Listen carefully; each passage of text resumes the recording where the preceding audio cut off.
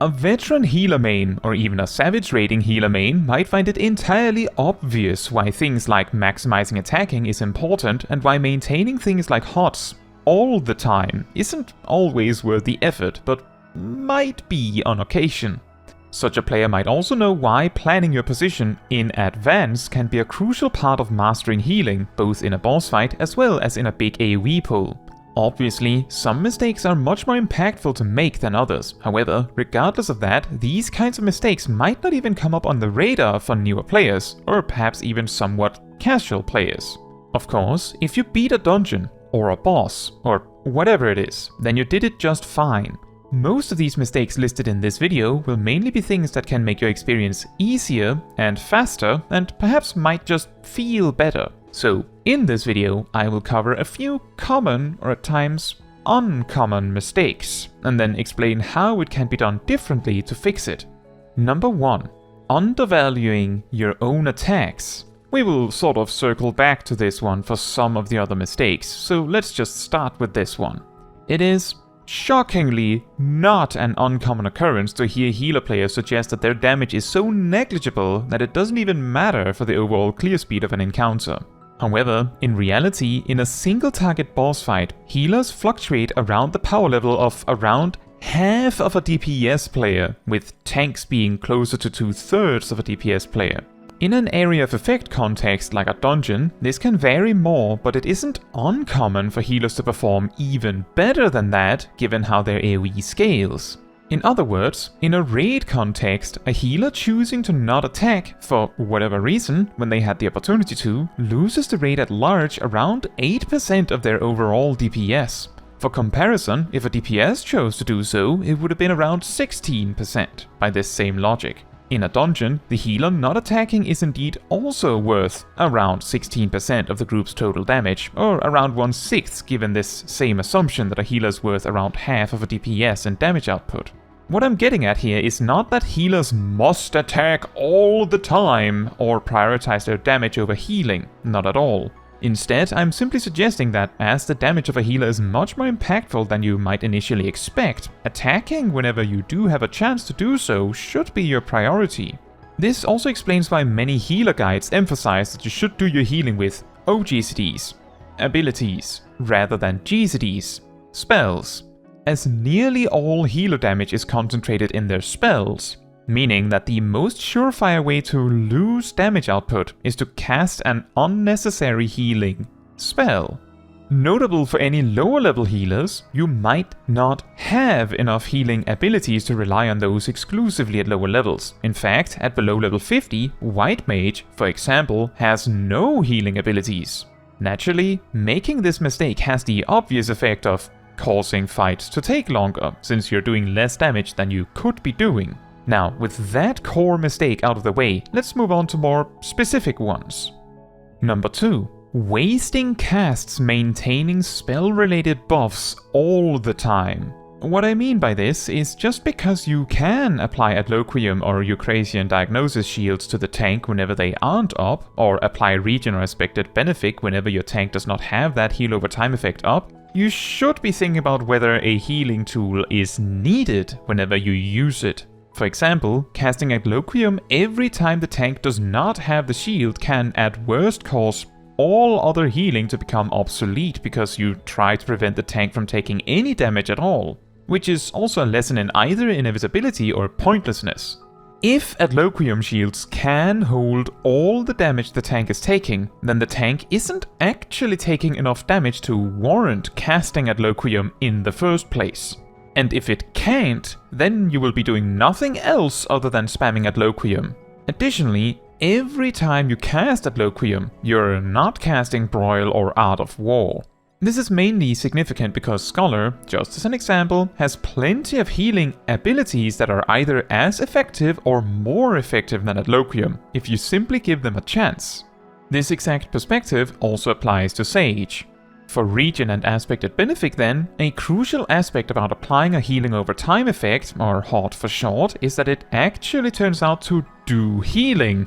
Maintaining Regen on a tank with full HP for 18 seconds is essentially as good as casting Cure on a tank with full HP. you tossed 400 MP into the wind, which potentially could have been used on an attack instead.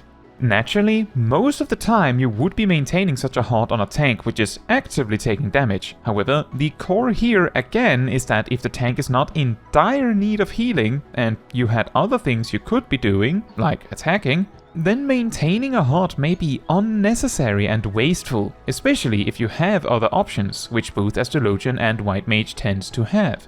Just to add to this does not mean that these spells are not useful, far from it. However, they are all spells that have their time and place. Typically, the best time to apply your shields and healing over time effects in a dungeon context is before the tank starts pulling, or potentially while they're actively pulling, since you still need to get into position to attack anyway. And for anyone now thinking, "Hey, but wait, healing over time generates enmity." No, they don't. Applying a buff generates enmity, and healing itself generates a rather meager amount of enmity compared to tank enmity anyway. So if the tank is losing aggro on the enemies as a result of you applying a HOT, it is more likely they didn't hit the mobs yet at all. However, you can usually circumvent this by specifically applying your effect before they enter combat, or distinctly after they have hit all the enemies if you really want to be careful. Alternatively, you could also just stick closer to the tank, so the mobs naturally run to you and the tank anyway. One other thing to that is that I do realize the incredible irony in me saying, don't waste your time casting HOTs on a tank with full HP, and then promptly after saying, use it on a tank who isn't in combat yet. The logical reasoning here is that while you haven't entered combat yet, you don't have attacks as an alternative option, and if the HOT is already up on the tank, it can heal a bit of the damage the tank racks up while they pull the mobs. It might not be much, but it is kinda free, right? Number 3. Oh right, I was supposed to be over there. I'm sure the practical demonstration here speaks for itself. What I mean by this mistake is that often in Final Fantasy XIV, you can, as a healer, either outright know where you're supposed to be in advance, or at least have a reasonably good idea of an area to be in.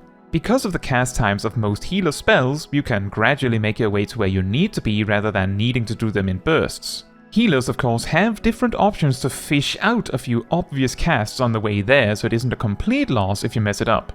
But it is worth keeping in mind that these options are often finite or objectively worse than if you had moved in time.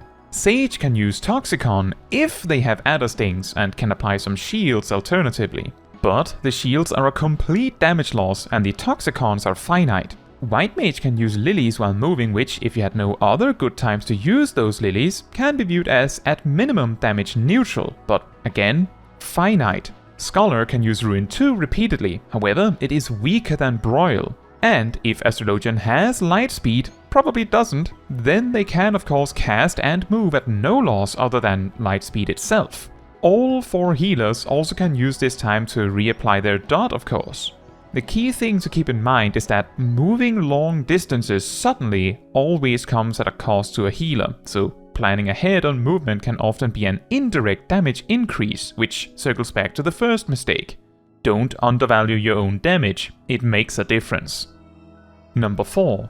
Keeping too many cooldowns for a rainy day. It is not an uncommon occurrence for a healer to save all of their biggest cooldowns exclusively for some sort of extraordinary situation where they are needed. This is somewhat similar to how tanks may sometimes choose to save their invulnerability, so much that when the day finally comes where it wasn't needed, they forgot to use it, or try to use it far too late. This can sometimes happen for healers when either the power of the cooldown is so great that it is difficult to know when it is worth using, for example White Mage's Benediction. To get maximum value out of it, you'd need to heal a tank from 1 HP. That is unlikely to happen on a regular basis. This also means that often, to use Benediction at its most optimal, you would have to wait so long with using it that if you plan for it, there's a reasonable chance your tank gets ticked by latency instead of saved by you. You know the one. You use Benediction, the healing goes through, tank dies anyway. It is better to simply use Benediction at a slightly higher HP threshold than to sit and wait for the perfect opportunity. I recommend around 30%, although more experienced White Mages may feel confident going lower than that. But even using Benediction at 50% is still better than never using it. It is the same idea with Astrologian's Macrocosmos, which can be very confusing. In a dungeon context, simply deciding to use it on a pull and sticking to it can be beneficial, because the weakness of Macrocosmos is that you have to use it beforehand. It is a proactive cooldown. Other examples include buffs like Temperance, Summon Seraph, and Neutral Sect, where, again, sometimes you just have to decide to use it for a specific pull, and then play around the additional benefit it happens to provide, instead of sitting on it and waiting for the day where you need them. Most of the time with these buffs, if you use them in a panic situation, they won't be enough, because it is far too late by then. One final example I want to give here is Sage's Nevma, which has a rather big heal attached to it, but when used on AoE is a very slight damage gain over using Toxicon or Dyscrasia. I want to underline that it is a very small gain, but if you genuinely don't seem to need this healing, using it aggressively for a slight damage gain is worth it. To specify, the mistake here is sitting on healing or defensive cooldowns in case you need them, means that the cooldowns you use on the regular will have to do double the work to make up for the fact that you might be sitting on half of your cooldowns. You might end up in these panic situations because you don't make use of the bigger cooldowns when they're there. This also in turn merges a bit with the next mistake. Number 5. Spamming healing spells to conserve cooldowns for when you really need them. This one goes hand in hand with healers that spam their healing spells in place of attacking for any odd reason they can come up with. If you're using Cure 2 such that you can conserve Tetragrammaton or Benediction for when you really need it, then you need to know when that is. By which I mean, if you know that something inevitable is coming up very soon, which requires Benediction, for example, then maybe spending time casting a healing spell is worth the trade-off in damage, instead of coming up short very soon. However, the typical problem here is that players that do this tactic usually save their cooldowns for a rainy day that is not coming, like in the 4th mistake. This also matches up with the second mistake of maintaining shields and hearts constantly to never ever risk needing any of your other tools anyway. Essentially, once you start to have ability healing options, those should be your primary healing options, and the healing spells should mostly be considered the reserve, unless you need such a spell for a specific reason.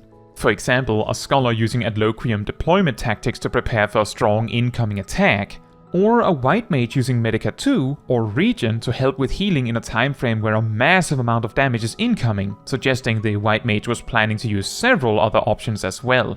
In other words, unless a fight specifically calls for it, the intended behavior for the most part is to use your abilities to conserve your GCDs to cast attacks until you run out, rather than using your spells to conserve your abilities.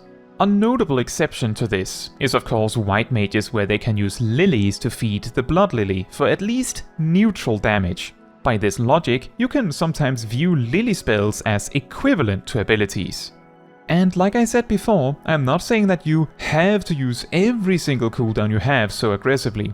In a dungeon context, for example, some healers feel comfortable intentionally letting the tank drop low to then make the most of Benediction, while others prefer to keep it in case something goes wrong. While it is a fair argument that saving Benediction for a rainy day is not optimal, if you regularly experience needing this safety net, then wiping because you used it earlier when you didn't need to is much less optimal. So combining with the previous mistake, the important part is knowing how many cooldowns you really need to conserve, and then planning how to best use the rest. And by need to conserve, this is often related to how predictable your tank is. If they regularly randomly drop super low because of some mistakes they're doing, you might need to conserve more cooldowns for when that inevitably happens. On the other hand, if the tank seems reasonably predictable and stable, you can more aggressively use whatever cooldowns you have to make the average pull easier on both of you. Bonus number 6. Proudly not using Lucid Dreaming as if it is some sort of failure to need a cooldown you have. This one is a bit rare, but it is confusing when it happens. This one sometimes goes hand in hand with healers that choose to stack excessive amounts of piety, specifically so they can stay at full MP without even using Lucid Dreaming. While lucid dreaming is incredibly helpful to recover if you die, saving it exclusively for that to happen both means that you are planning for failure and not success, which is already a bad idea. But all healers are actually designed to have basically all the MP they need from just the base MP recovery without piety, their built-in recovery from abilities, and lucid dreaming. Lucid dreaming makes up close to 40% of the base MP recovery of a healer, so choosing not to use it is a bit like giving up on over 2000 piety. If you are concerned about not having MP if you die just at the wrong time so it is on cooldown, I recommend buying some super ethers which will tide you over in most situations, and just keep them on hand to see how often you actually need them. This gives you a way to practice using lucid dreaming aggressively, without the feeling of lacking an out if you do end up dying.